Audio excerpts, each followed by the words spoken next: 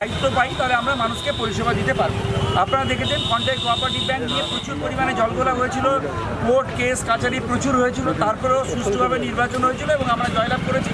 আমরা ব্যাংকে আমাদের বোর্ড তৈরি করেছি। ঠিক একইভাবে কন্ট্রাক্ট কার্ড ব্যাংক, এটাও আমাদের জেলার মধ্যে আমাদের এই কাঁথি এই এলাকার মধ্যে দ্বিতীয় বৃহত্তম ব্যাংক। এখানেও প্রায় 60,000 ভোটার আছে।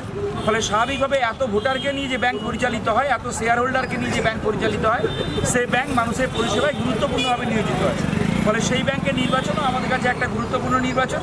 আমরা সমস্ত সংগঠনকে কাজে লাগিয়ে সমস্ত কর্মীদেরকে নিয়ে মাঠে নেমেছি নির্বাচনে জয়লাভ করার আশা নিয়ে, এবং আমরা জয়লাভ করব। আমাদের নেত্রী মমতা বন্দ্যোপাধ্যায়, আমাদের নেতা অভিষেক বন্দ্যোপাধ্যায়ের হাতে এই ব্যাংক কতটা বেশি পরিমাণ মার্জিন নিয়ে আমাদের প্রার্থীরা জিততে পারবেন তার লক্ষ্যেই আমাদের ড্রাইভ। আমরা জয় নিয়ে শুধুমাত্র কোনো সন্দেহ নেই। আজকের দিনে আপনারা উপস্থিত হয়েছেন। আমি আপনাকে একটা কথা বলছি, কোনো টান উত্তেজনা আমার নেই।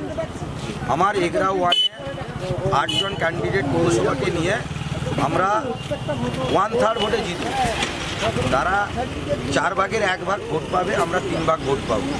অতএব আপনারা লক্ষ্য করবেন 10টার পরে ময়দানে বিজেপি থাকবে না, তৃণমূল কংগ্রেস থাকবে। আর এটাও বলে রাখি, সমগ্র জায়গায় বিজেপি এই নোংরা রাজনীতির সঙ্গে খেলছে, যার মাথা বিরোধী দলের নেতা। আমি আপনাদেরকে বললাম কিচ্ছু করতে পারবে না, সমগ্র জায়গায় তৃণমূল কংগ্রেস জিতবে। এটা শুধু সময়ের অপেক্ষা। ঠিক বিকেল যখন 3টা বাজবে দেখবেন তৃণমূল কংগ্রেসের টোটাল জায়গায় জয় জয়। আমাদের ভোটাররা রয়েছে, তাদের যা পরিষেবা দেওয়ার দরকার ভোটদানের ক্ষেত্রে আমরা সমস্ত কিছু ব্যবস্থা রেখেছি।